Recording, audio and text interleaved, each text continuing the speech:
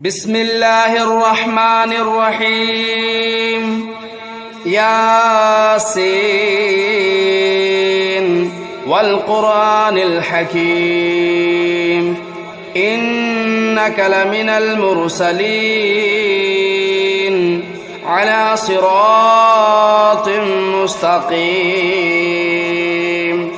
تنزيل العزيز الرحيم لتنذر قوما ما أنذر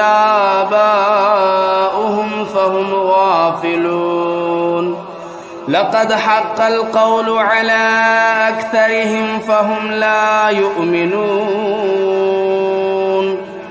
إنا جعلنا في أعناقهم أغلالا فهي إلى الأذقان فهم مقمحون وجعلنا من بين أيديهم سدا ومن خلفهم سدا فأغشيناهم فهم لا يبصرون وسواء عليهم أنذرتهم أم لم تنذرهم لا يؤمنون إنما تنذر من اتبع الذكر وخشي الرحمن بالغيب فبشره بمغفرة وأجر كريم إنا نحن نحيي الموتى ونكتب ما قدموا وآثارهم وكل شيء أحصيناه في إمام مبين واضرب لهم مثلا أصحاب القرية إذ جاءها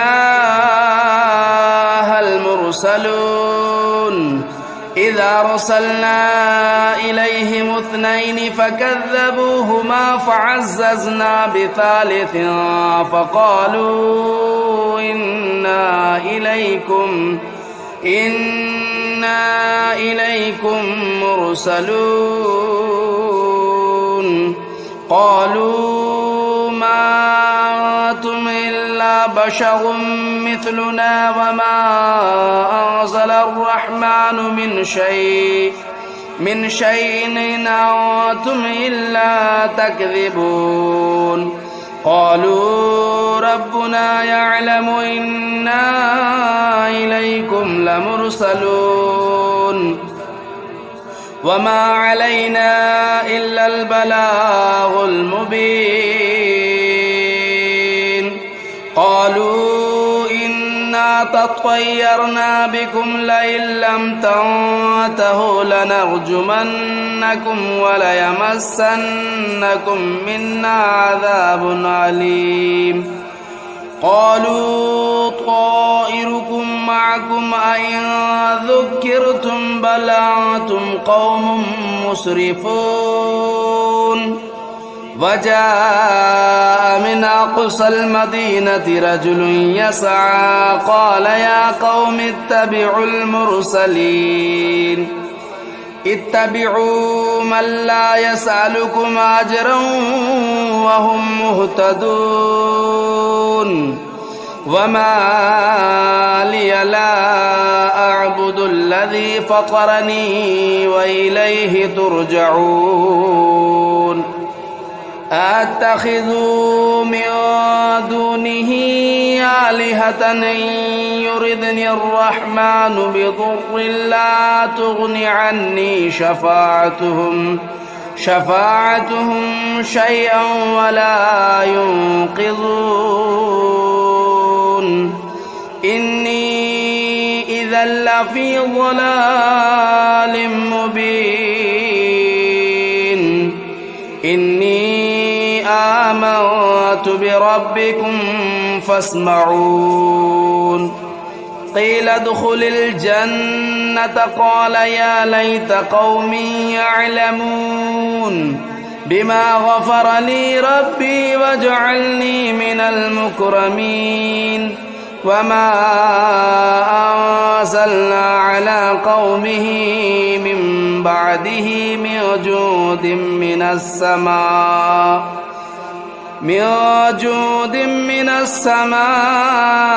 وما كنا منزلين إن كانت إلا صيحة واحدة فإذا هم خامدون يا حسرة على العباد ما يأتيهم من رسول إلا كانوا به يستهزئون ألم يروا كم أهلكنا قبلهم من القرون أنهم إليهم لا يرجعون وإن كل لما جميع لدينا محضرون وآية لهم الأرض الميتة أحييناها وأخرجنا منها حبا فمنه يأكلون وجعلنا فيها جنات من نخيل وأعناب وفجرنا فيها من العيون ليأكلوا من ثمره وما عملته أيديهم أفلا يشكرون سبحان الذي خلق الأزواج كلها مما تنبت الأرض ومن أنفسهم ومما لا يعلمون وآية لهم الليل نسلخ منه النهار فإذا هم مظلمون والشمس تجري لمستقر لها ذلك تقدير العزيز العليم والقمر قدرناه منازل حتى عاد كالعرجون القديم لا الشمس ينبغي لها أن تدرك القمر ولا الليل سابق النهار وكل في فلك يسبحون وآية لهم أنا حملنا ذريتهم في الفلك المشحون وخلقنا لهم من مثله ما يركبون وإن نشأ نغرقهم فلا صريخ لهم ولا هم ينقذون إلا رحمة منا ومتاعا إلى حين وإذا قيل لهم اتقوا ما بين أيديكم وما خلفكم لعلكم ترحمون وما تأتيهم من آية من آيات ربهم إلا كانوا عنها معرضين وإذا قيل لهم أنفقوا مما رزقكم الله قال الذين كفروا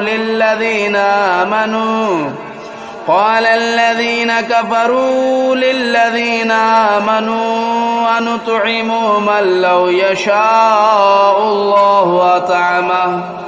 إن أنتم إلا في ضلال مبين ويقولون متى هذا الوعد إن كنتم صادقين ما ينظرون إلا صيحة واحدة تأخذهم وهم يخصمون فلا يستطيعون توصية ولا إلى أهلهم يرجعون ونفخ في الصور فإذا هم من الأجداث إلى ربهم ينسلون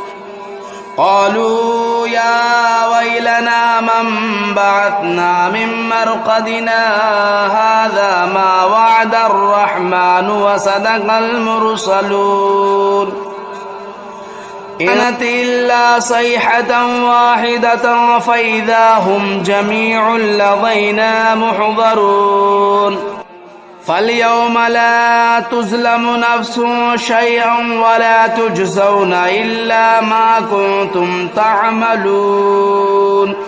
إن أصحاب الجنة اليوم في شغل فاكهون هم وأزواجهم في ظلال على الأرائك متكئون لهم فيها فاكهة ولهم ما يدعون سلام قولا من رب رحيم وامتازوا اليوم أيها المجرمون ألم أعهد إليكم يا بني آدم ألا تعبدوا الشيطان إنه لكم عدو مبين وأن اعبدوني هذا صراط مستقيم ولقد أضل منكم جبلا كثيرا أفلم تكونوا تعقلون هذه جهنم التي كنتم توعدون اصلوها اليوم بما كنتم تكفرون اليوم نختم على أفواههم وتكلمنا أيديهم وتشهد أرجلهم بما كانوا يكسبون ولو نشاء لطمسنا على أعينهم فاستبقوا الصراط فأنى يبصرون ولو نشاء لمسخناهم على مكانتهم فما استطاعوا مضيا ولا يرجعون ومن نعمره ننكسه في الخلق أفلا يعقلون وما علمناه الشعر وما ينبغي له إن هو إلا ذكر وقرآن مبين لينذر من كان حيا ويحق القول على الكافرين أولم يروا أنا خلقنا لهم مما عملت أيدينا أنعاما فهم لا مالكون وذللناها لهم فمنها ركوبهم ومنها يأكلون ولهم فيها منافع ومشارب أفلا يشكرون واتخذوا من دون الله آلهة لعلهم ينصرون لا يستطيعون نصرهم وهم لهم جند محضرون فلا يحزنك قولهم إنا نعلم ما يسرون وما يعلنون أولم ير الإنسان أنا خلقناه من نطفة فإذا هو خصيم مبين وضرب لنا مثلا ونسي خلقه قال من يحيي العظام وهي رميم قل يحييها الذي أنشأها أول مرة وهو بكل خلق عليم الذي جعل لكم من الشجر الأخضر نارا فإذا أنتم منه توقدون أوليس الذي خلق السماوات والأرض بقادر على أن يخلق مثلهم بلى وهو الخلاق العليم إنما أمره إذا أراد شيئا أن يقول له كن فيكون فسبحان الذي بيده ملكوت كل شيء وإليه ترجعون بسم الله الرحمن الرحيم الرحمن علم القرآن خلق الإنسان علمه البيان الشمس والقمر بحسبان والنجم والشجر يسجدان والسماء رفعها ووضع الميزان ألا تطغوا في الميزان وأقيموا الوزن بالقسط ولا تخسروا الميزان والأرض وضعها للأنام فيها فاكهة والنخل ذات الأكمام والحب ذو العصف والريحان فبأي آلاء ربكما تكذبان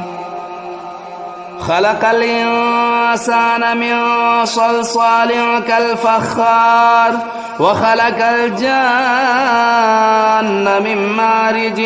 من نار فبأي آلاء ربكما تكذبان رب المشرقين ورب المغربين فبأي آلاء ربكما تكذبان مرج البحرين يلتقيان بينهما برزخ لا يبغيان فبأي آلاء ربكما تكذبان يخرج منهما اللؤلؤ والمرجان فبأي آلاء ربكما تكذبان وله الجوار المنشآت في البحر كالأعلام فبأي آلاء ربكما تكذبان كل من عليها فان ويبقى وجه ربك ذو الجلال والإكرام فبأي آلاء ربكما تكذبان يسأله من في السماوات والأرض كل يوم هو في شأن فبأي آلاء ربكما تكذبان سنفرغ لكم أيها الثقلان فبأي آلاء ربكما تكذبان يا معشر الجن والإنس إن استطعتم أن تنفذوا من أقطار السماوات والأرض فانفذوا لا تنفذون إلا بسلطان فبأي آلاء ربكما تكذبان يرسل عليكما شواظ من نار ونحاس فلا تنتصران فبأي آلاء ربكما تكذبان فإذا انشقت السماء فكانت وردة كالدهان فبأي آلاء ربكما تكذبان فيومئذ لا يسأل عن ذنبه إنس ولا جان فبأي آلاء ربكما تكذبان يعرف المجرمون بسيماهم فيؤخذوا بالنواصي والأقدام فبأي آلاء ربكما تكذبان هذه جهنم التي يكذب بها المجرمون يطوفون بينها وبين حميم آن فبأي آلاء ربكما تكذبان ولمن خاف مقام ربه جنتان فبأي آلاء ربكما تكذبان ذواتا أفنان فبأي آلاء ربكما تكذبان فيهما عينان تجريان فبأي آلاء ربكما تكذبان فيهما من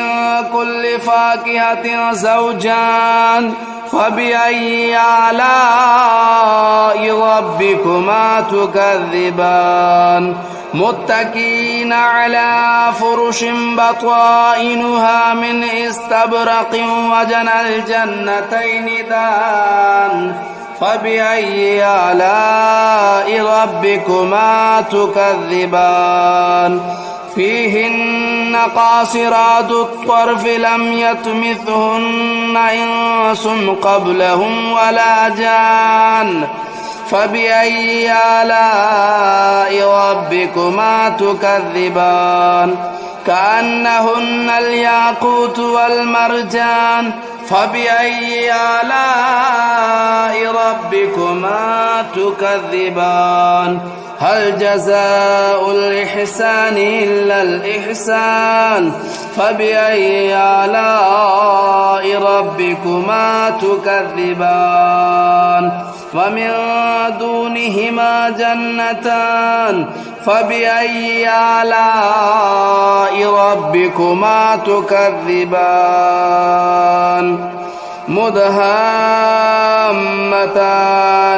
فبأي آلاء ربكما تكذبان فيهما عينان نضاختان فبأي آلاء ربكما تكذبان فيهما فاكهة والنخل والرمان فبأي آلاء ربكما تكذبان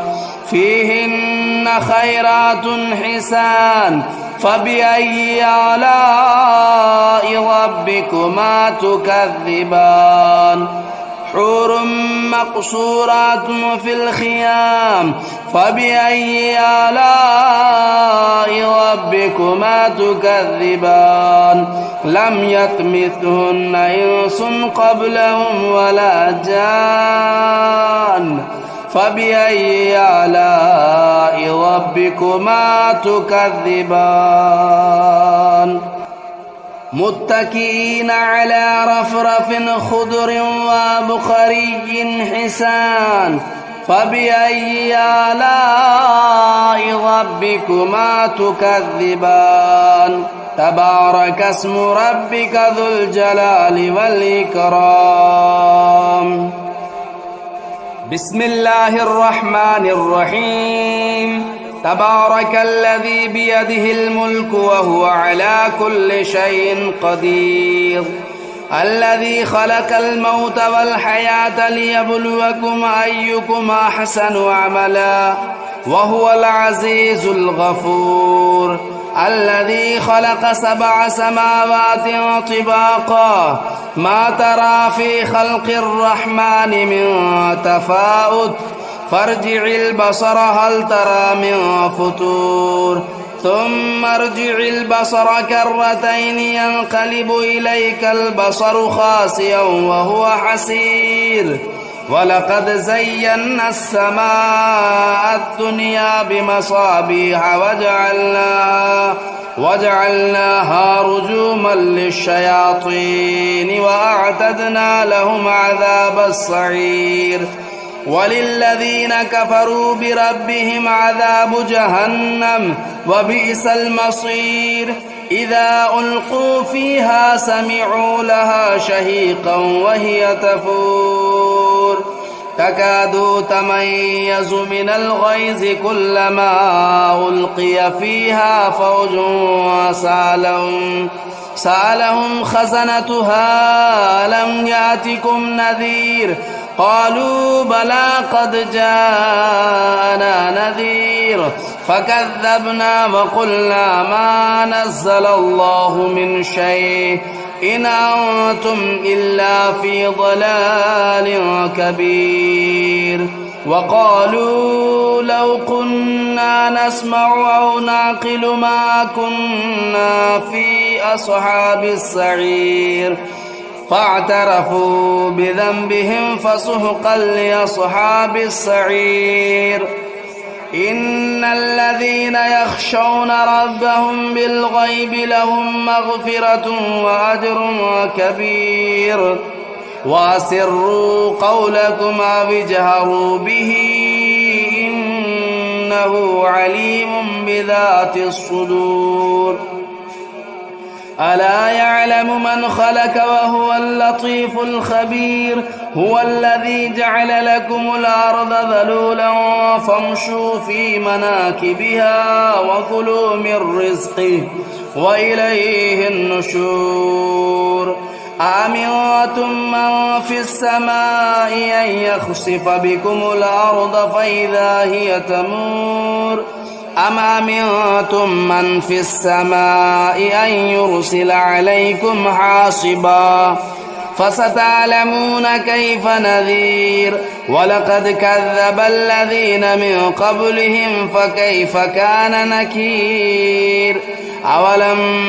يروا إلى الطير فوقهم صافات ويقبضن ما يمسكهن إلا الرحمن إنه بكل شيء بصير أمن هذا الذي هو جند لكم ينصركم من دون الرحمن إن الكافرون إلا في غرور أمن هذا الذي يرزقكم إن أمسك رزقه بل لجوا في عتو ونفور أفمن يمشي مكبا على وجهه أهدى أمن يمشي سويا